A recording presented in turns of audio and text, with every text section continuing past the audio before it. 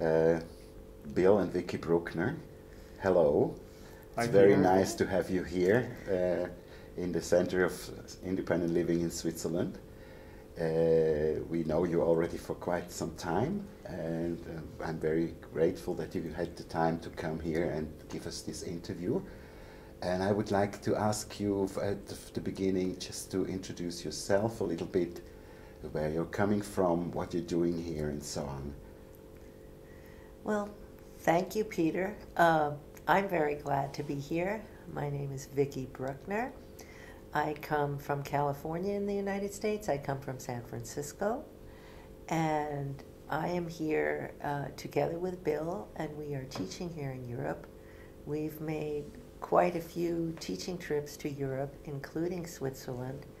I think this might be our 6th visit to Switzerland. And our purpose here is to teach. This time we are teaching group leadership skills. In previous times we have also taught peer counseling, which is a method of communication between people with disabilities to support each other, to solve our own problems together, and to believe in our own abilities and power to solve our own problems, and to be self-determined about the direction of our lives. And our current teaching is about helping groups of people with disabilities to develop leadership skills, to work together to further a barrier-free situation for disabled people in Switzerland, and also self-determination in general for disabled people in Switzerland. And I'm very encouraged that we had the opportunity to come here again.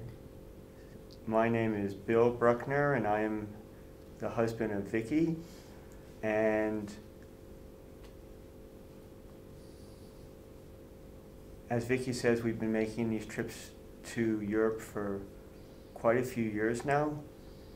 And my background is that I am 60 years old. I am a person who's had a disability since birth. And I am old enough to remember when there was much more segregation and discrimination and less opportunities for disabled people in the United States.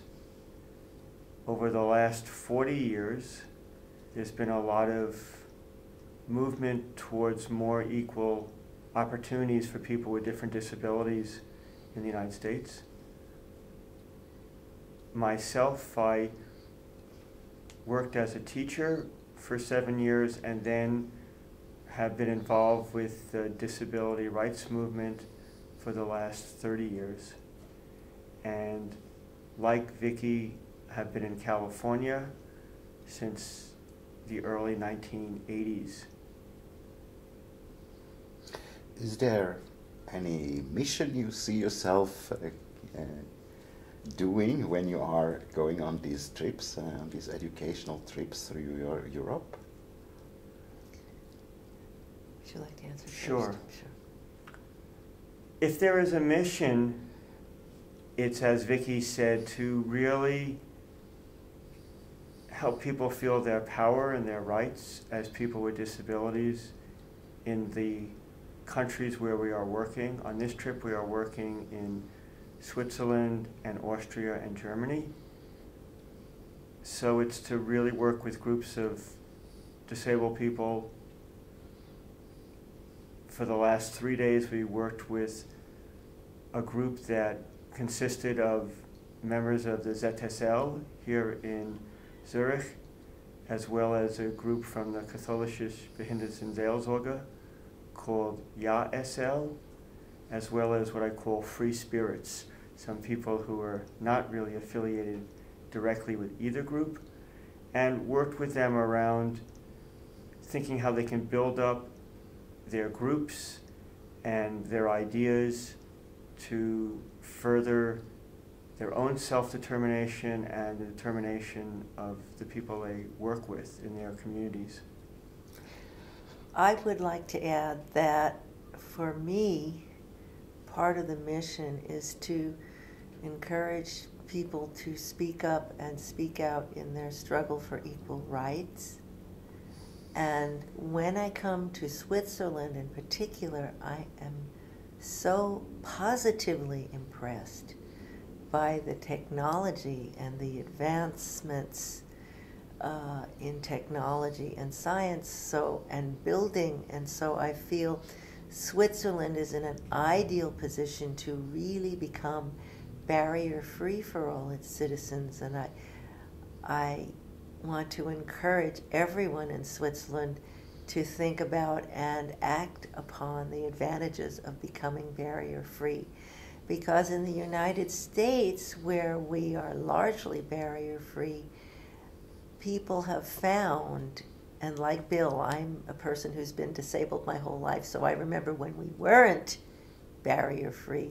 But people have found in the States, since we have become barrier-free, that everybody uses the things that make it barrier-free for disabled people. So everyone uses the lifts. Everyone uses the ramps. Everyone with little children or big pieces of luggage finds the large toilets easier to use than the small toilets. Everyone appreciates the large print signs.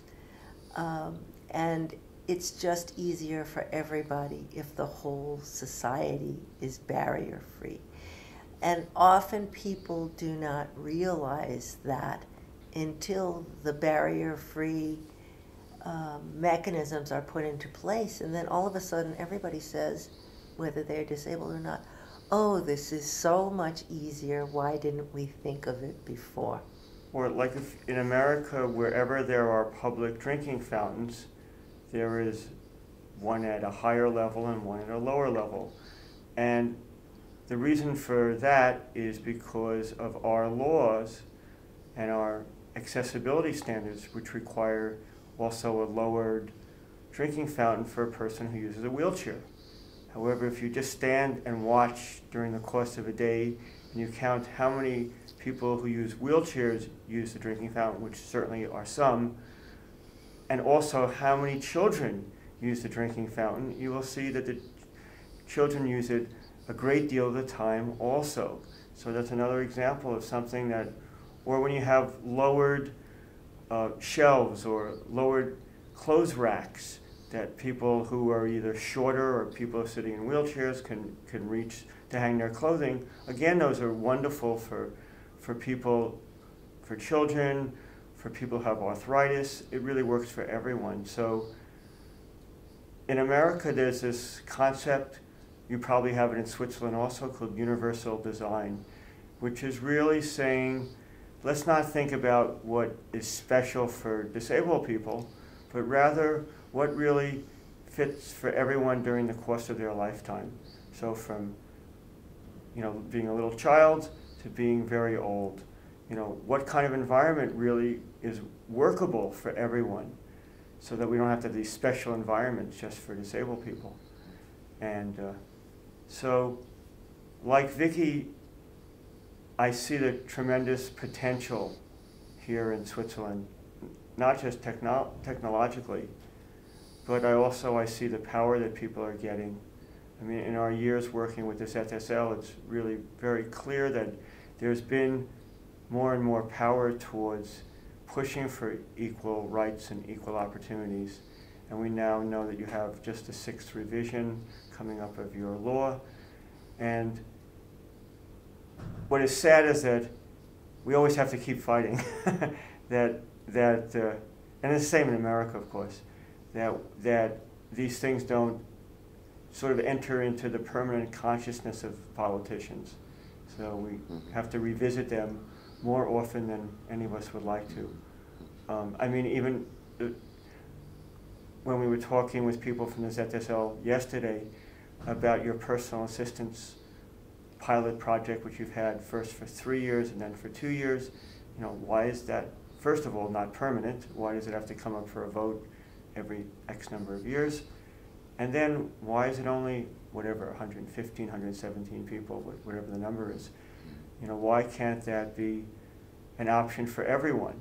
so that it's the same in America, that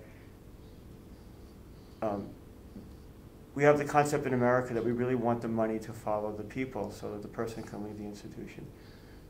So I guess our vision here is to, well, one is to share our ideas, that things that have worked in America or in other countries like Sweden and Germany when we're here in Switzerland, you know, what seems to be better there, and things that we can learn from you, because there are certainly things that in Switzerland, ideas and motivation that you have that is very helpful for me as an American.